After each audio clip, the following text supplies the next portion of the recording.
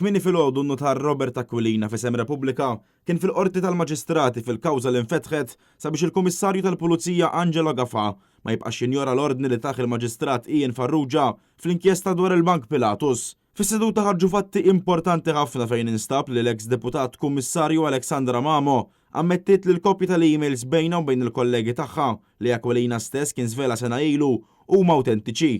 Alexandra Mamo sostniet ukoll li ma taftakarx kienu qalu l-awtoritajiet Amerikani meta rrispondew għal mistoqsijiet dwar tranzazzjoni ta' $1,100,000 Amerikan li fih allegatament kienet involuta l-kumpanija E-Grant. Mamo komplet billi qalet li ma tiftakarx jekk talbitx l-assistenza ta' ambaxxati sabiex il-ħabib ta' Joseph Muscat Ali Sader jiġi missjup u arrestat barra minn Malta. Fil-waqt li ma tafx jew ma tiftakarx li ma ordnijiet tal-Maġistrat Ian Farrugia kienu ġew abduti minna u minn Angelo Gafà, però Alexandra Mamo tiftakar ħaġa importanti fejn qalet ċaru tont li l-Kummissarju Angelo Gafà kien madwar il-mejda fejn ittieħdu d-deċiżjonijiet jaħarqu dwar l-iskandlu ta' Pilatus. L-avukat Jason Azzopardi qed jassisti lil Laqda Repubblika fuq dan il-każ.